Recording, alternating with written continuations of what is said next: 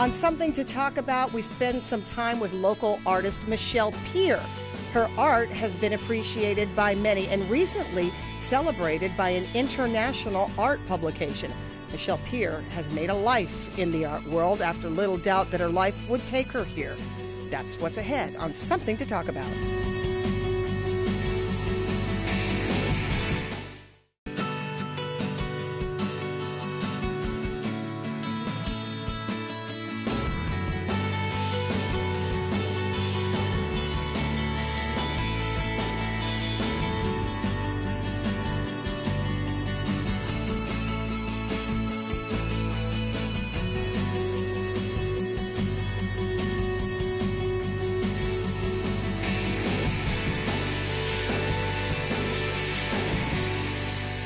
Welcome. Thank you for joining us on Something to Talk About. Of course, we're at King's Restaurant in Tamuning, and I have the guest with me that's going to keep everybody calm today. It's this is obviously part of our weekend Mother's Day tribute, and I couldn't find a better person to sit down with us than Michelle Peer. Actually, she's a beautiful woman, but a girl, actually, kind of a girl when I first met you. To see you having blossomed as much as you have in your art. I mean, you've always had that, you've always been on some thread, but to see you like take off from the time I first interviewed you in the studio and then seeing you try to put together like the Luna Festival and all those crafts fairs with, saw each of I those. did all of those episodes in your life, but here you are. Yeah, and with our guardian angel. Yes. First of all, you got to tell me about this piece because it really is one of the most recognizable. It's become kind of my signature piece at the moment. Yeah. So it is titled The Divine Mother, and I, on New Year's Day, wanted to start the year off by painting for myself because I don't do that very often, where I just paint something and it's mine. It's always for an event or a commission piece for someone. So I really kind of told myself I'm going to paint whatever I really, really want to paint, like something that's just going to be for me, my sort of signature piece to fall back on, so to speak, that I would always look to as my own kind of focal point and inspiration. So this is what it turned out to be. And I originally looked at the original Our Lady of Guadalupe image. My birthday's on December 12th, so I resonate with her. So, but I wanted to take it in a little bit more of an abstract feel. I wanted to take kind of that Divine Mother energy and make it almost universally relatable, where anyone from any background, religion, race, country, whatever, can resonate with that Divine Mother energy, whatever you want to call it, you know, whatever spiritual attachment you put to it. Mary, Kuan Yin, I don't know, whatever that is to you. Well, you know what? It's when I saw it. I mean, this doesn't the Facebook, you know. Different in pictures and in person. I mean, it doesn't. It certainly doesn't capture. There's like the emotion. There's something. What drew me to it though when I first saw it on Facebook, because I only saw it on Facebook, and it's actually even more prominent that she's sitting right in front of my face. Yeah. Is there's this depth. There's like this. For me, I see layers and stuff. Oh, absolutely. Right? I go back and forth from the golds to when I start doing these layers, and then I bring the gold back, and then it gets all gold, and I have to come back with these darker layers to sort of blend it into something cohesive. So that's become sort of my signature style, that very layered movement. And I don't know, but there's also something about her face where I'm seeing, you can actually, if you look at it long enough, create a face. You can actually create and it's different when you look at her from far away as opposed to like close up. So I was really excited when I came to put her up on the wall at Mosa's. So I feature most of my art there, as you've seen. And I wanted to, you know, at least have her be seen, and even though it's not for sale, you know, it's my piece. Yeah, sorry about the tease on that one. Yeah, it's like, you know. Have you had offers? But I put specifically because, I've had offers, and I had more people request to buy this piece than any other painting I've ever done. So I was like, okay, well, I'm sticking to my promise to myself, and she is not for sale. but I would love to paint this image again and again and Is again. this you though? Is this how you view yourself? Is there a I didn't- storyline? I Because didn't look really- at if you're looking at her right now and you see with this, and then you see your cascading hairline. No, it I seems didn't like, really have that kind of. If anything, the whole time as I was painting it, imagined it's my Divine Mother guiding me through everything I do. And of course, you know, I won't get it too into all the spiritual aspects and all that, but that is within all of us too, you know, Yeah. is how I feel. Yeah. So in one sense, sure, that's me and you and everyone, you Yeah. know. So I wanted it to be relatable in that sense, to kind of remind people, you know, that we all have the power in us to do kind of the things we want to do. And so I wanted, you know, this to be sort of testament to that. So I wanted to do something challenging for myself based on this piece. So I wanted to create a fundraising campaign to open an art studio, finally.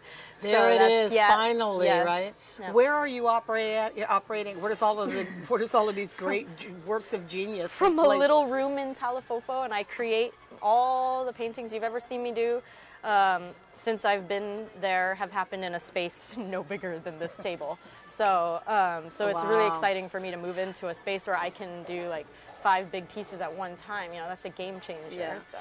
Yeah, I think it's that journey that artists go on, especially if you're trying to achieve what you've been achieving. I don't know if that was by design or by mistake. Right. But I'm sure there was a plan in there somewhere that you were gonna get When- to a certain Yeah, point. you know, when I was growing up, I never really had like an ambition to become an artist. Right. I just loved doing art, and people would tell me you should be an artist, Yeah. and I'd sort of be resistant to that idea. Like, What was it?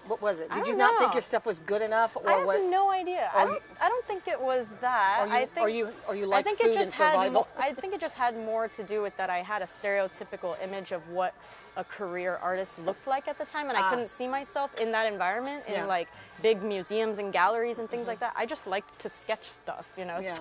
So I didn't really ever resonate with what I thought was, you know. And then slowly I started to realize we're all artists in one way or another, and it's so diverse how you can be an artist, you know. Like there's really no rules as to what you're supposed to do in Yeah. art, you know. There really isn't. Even what you price your pieces, there's no set like rules, you know. There's general guidelines and good practice and all that, but I would definitely want kind of my story to inspire other people who want to get into art, or might not even be art, just something that you're passionate about but you're not sure if it's even possible to think of it as a career. You don't have to think of it so big right away. You know, I took it one step at a time, whatever was in front of me. Like today, I'm going to paint this piece, you know, and a week later, someone emailed me asking, would you like to participate in this exhibit? And okay, and then, you know, months later, you know, it's just step by Yeah. step. And over the years, as I started to say yes to things and then started to learn to say no to things, that's an equal balance when you Yeah. start taking something on full on in the way that I did with the events and everything. It got, you know, to be really complex, Is and the had to start independence- saying no to things. Is the independence like that appealing to you more than anything? That the fact that you Oh, are yeah. working on your own timeline Yeah. within your own times. I'm not gonna lie. Ask Yeah. any of my friends, ask my parents. That's definitely a big part of it, is that I like operating on my own terms. Yeah, you well, know? most of us do. Most of us So do. that was always kind of my dream, is to somehow, I didn't know what my career would be, but I wanted to somehow have that like freedom to explore and do different things. I didn't want to be sitting at one desk all day, every day with the Yeah. same people all the time for years. I see my life as being kind of an adventure. Like I want to experience things, and I want to have the option to change my mind about something, and, Right. and that's okay, and you can still be sustainable. Right. So I wanted to figure out how to do that. So how do you decide, like, for example, I've got a couple of cards that she's actually put some of these great images on. I'm so glad you gave me 5 of those. Yeah, that's my gift to I you. want to know, thank you. I want to know what this is. Because you've been through this whole journey with me. Yes, man. I have. I watched it on from the sidelines. From the very first interview when I came back to Guam. yeah. And, you know, I so was it's I like- was intrigued by her, and I'm not sure at the I was time. only gone for 2 years. Yeah, but I was. There was something absolutely appealing about you. You were young. You were clearly finding your way. You know, you had a Something like that. something like that. You know how kids are. They're kind of.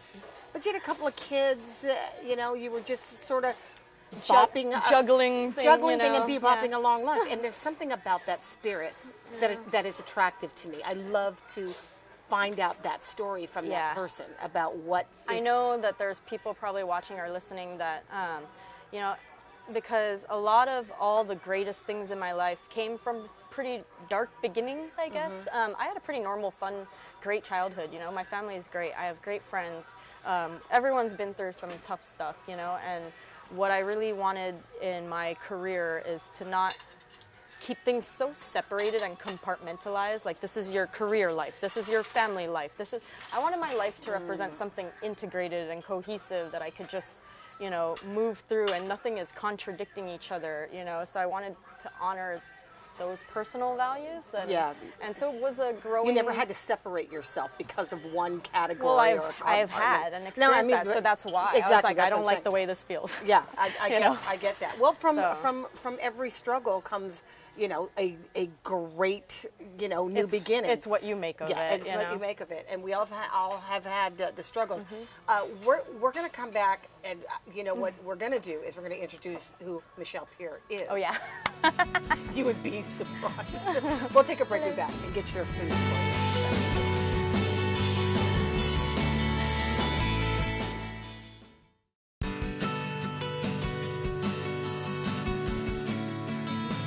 Welcome back to Something to Talk About. Of course, we're at King's. We've just received the fried shrimp, so you could dig in anytime. And, of course, we've got the fruit, which is always cool. All right, so before the break, I said you might be surprised at this fair-skinned beauty here.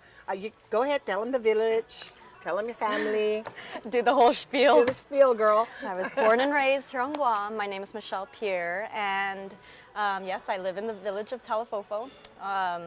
Grew up my whole life here on Guam. Was only ever off Guam for the 2 years, and then came back and started getting into doing my own business. Actually, first started out from painting on cloth diapers and baby clothes and stuff like that, and eventually got into, you know, acrylic on canvas, and it just kept evolving. You need from to tell there. them your family history. Go ahead, go the genealogy route. Oh man, you're gonna pull that card out. I am pulling that card, Patty's girl. calling me out.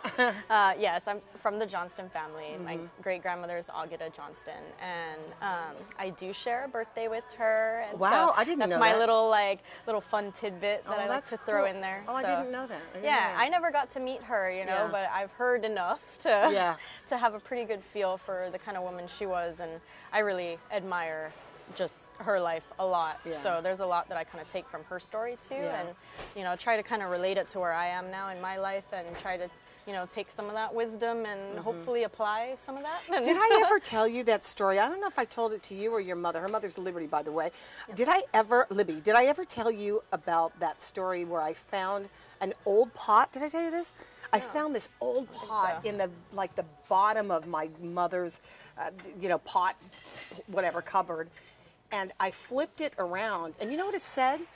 It said, "Happy Wedding Day, Herbert and Augutta Johnston." Huh. No lie. That's great. It freaked me out. I was like, wow, because I know that there had always been, my parents had already had some You sort of recognize the name on it there. was just You're really, like, it was just kind of cool because I them. remember growing up, and I remember them, you know, referring to each other. I remember them having a relationship, and I just never knew what it was. Yeah. And then when I saw that, I went, they must have been really close. Right. You know what I mean? They must have been pretty close. If you know, went to their wedding and all of that stuff. It was pretty cool. Anyway, That's awesome. awesome. I know that was my last find, right? It was a You cool. gotta take a picture of it, post it, and tag everyone. It actually didn't even faze me that you and I would have some kind of connection over later. these years. Of course we would. Yeah. So I was trying to ask you, sort of going from this, you know, one room studio, and then now coming into this, your own sort of gallery thing. Is that Kinda, what you want to do with that? A working studio where I would be painting, and where, you know, I would just have a lot of projects going at one time. I may or may not do classes and stuff in there, but I'm not gonna focus on that just yet. Just How about exhibits? Focus on getting the space first. Yeah, exhibits, that sort of thing. Yep. Yeah. Well, and I still work a lot with, you know, the other places that I exhibit, and certain events that I still, I'm committed to.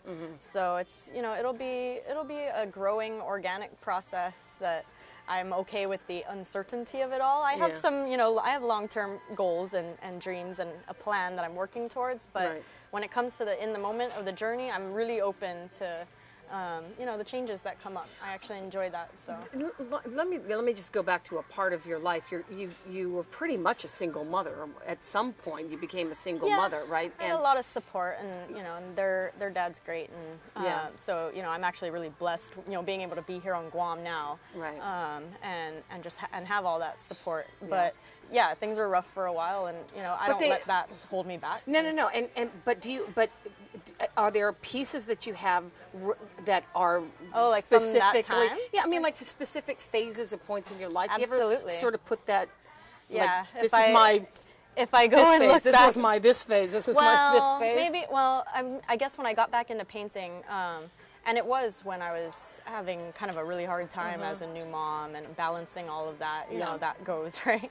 Yeah. So, I'd be having a pretty hard time, and finally, and I hadn't painted in forever. I hadn't painted in like 8 years or something like that. I also hadn't gone surfing in 8 years. It's just, I had just consigned my life to that isolation of early motherhood and all that. So we've all been there. I finally threw kind of an adult tantrum one day and busted out all my supplies, and because I kept making excuses for why I couldn't start painting. Were you afraid of it? Were you afraid of it at all to venture back? I just kept making excuses. I don't have time. The kids will wake up and interrupt me anyway. Why bother? Maybe I don't even know how to paint anymore. I don't know. It's been so long. It's probably going to be ugly. Maybe I should. Maybe there's some fear. But also just making excuses. I didn't think I had time. I didn't think on top of everything that was already going on, I could, get back into art and painting. It seemed a little hard to reach at the time. Yeah. So I finally just broke out my stuff onto the table. I said, I don't care if they wake up from their nap and I don't get to finish this thing. If it looks ugly, I can put it back in the closet. I can burn it, whatever. I don't have to put any pressure on myself. That's not necessary, and I don't have to have some expectation like I'm going to create a masterpiece and it's going to be in all the exhibits of the world. You don't have those kind of expectations. Just begin. So when I finally just showed up and started painting, it was a spiral. And also just these simple vibrational pieces, one color. They started very simple. I was like, if I have a toddler and a baby, if they wake up from their nap, this has to be something pretty straightforward. One color spiral, 10 minutes, done. And plus that it becomes a toy later. You can just show it and look at it. Yeah, well, I'm being able to call it done and feel that sense of completion and not just the constant unfinishedness that you have in your whole parenting. Does the vibe break when you have it, or does the vibe break? I went through a lot of that. Really? Where Does it help? I would get frustrated, like, But when you're in the vibe and then you're distracted for one reason or another, and then you come back to the piece, does it do better justice, or do you to walk away sometimes? It depends with every piece. Really? Every piece is different, and that happens with some, not others. And okay, has there ever been a time when you sat down and you were all juicy questions? Yeah, baby. And you were all in the mode. You were right there, and it was just you and your blank canvas. Did you ever look at that, pick up the brush, and say, "This is going to be the piece"? The beast? The piece. Oh, the piece. Yeah, Dave. Yeah, this is even the piece. Yeah. This is going to be the piece. Actually, I knew that with this piece. With this one? Yeah. When I sat down on New Year's Day and I said, I'm going to paint the most awesome piece I would want on my wall to guide me as my ongoing inspiration. And I know it might sound cliche, but for this piece, and for many other pieces that I've done, actually, there are some pieces that I do know what I'm going to paint before I even show up. I'll be sitting outside daydreaming, staring at trees, as I've been known to do. My friends will tell you. Shout out to my Funky Fresh group out there. And I'll all of a sudden think of something like, oh my God, I'll see it completely finished already. I would have. This one wasn't so much that process where I saw it finished. I just knew that it was going to have when you were done really with awesome energy. I didn't know what it was going to look like. Does it matter that you put that kind of awesome energy? Does that ever translate into the work? Every piece that I do, all my commission pieces, and most of just the pieces that I choose to do on my own time, unless I need to do something different. But most of them, I will kind of structure my day to allow for me being in the best mindset possible when I sit down to paint. Because I like to put good energy into every artwork I do. Yes, there are dark pieces that I've done that, you know, have a lot more like intense kind of, you know, some might call it negative energy, but I don't really see it that way. Okay, but do you exhibit them? So, it depends. Usually, if I do a piece like that, it's a personal piece, and that's what I was going to ask and no one really needs to see it. But maybe, so that you don't feel like you have to day. explain what the darkness of it. Right. Okay. Like, so, is this you? In this one, that's okay. But yeah, so it's. Well, I mean, because. But I mean, I don't often though. I'm usually most inspired to paint when I'm happy. Okay. Like when I'm really, if I feel depressed or something, I don't feel like painting. Yeah.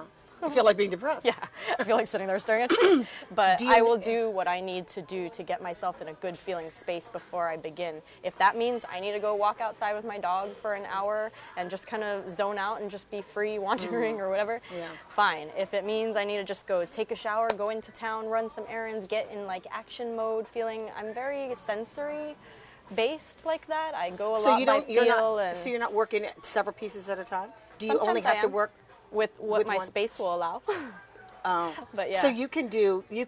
I could simultaneously do several pieces if I have the space. Golly. So that's what I'm like. Yeah, I'm excited. Oh, It's really? gonna If be you fun. can, that's just that feels like a mood If swing you or think I'm something. creating a lot of stuff now, this is just getting started. Well, So creative yeah. indeed is actually the gonna motto. be Now a fun you journey. went through a period where you started in the craft fair scene. Yes. That was like the early days of Organizing other entrepreneurs. Yeah, as you know I what was mean? beginning. Yeah, as you were working, and I was recognizing that. Yeah. It's like this girl is trying to pull together all of these pieces, but then Yeah. these pieces to come together, but you still had your own thing going. You know what I mean? Yeah, well, I mean, still you wanna- know, power in numbers. Like, I made a lot of cool connections with so many people that I've worked with through the Luna Festival and the Holiday Yeah. Craft Fair, and I got to really understand what it's like running a small business here on Guam, especially people who are working from home or, you know, who rely on that as their income. You know, I got to kind of learn what, you know, the struggles are here on Guam doing that and solutions for those things. There's a lot of solutions in how to maximize your time and energy in anything you do in business, whether it's art or whatever. So I'm passionate about that side of things just as much as I am to sit down and, you know, use gold paint to do a tree or something. Well, I have always admired you, and you know this, and it's so refreshing to see you've come as far as you have come. You've done it with just a whole lot of moxie, and you've you. just turned out to be just a fantastic woman. I hello, just so happy Mother's Thank Day to you, you. sweetheart. Yay, you Thank you so too. much, Michelle. Here. Thanks a lot for joining us. We'll see you on the radio. Good job. Oh, bye. That was great.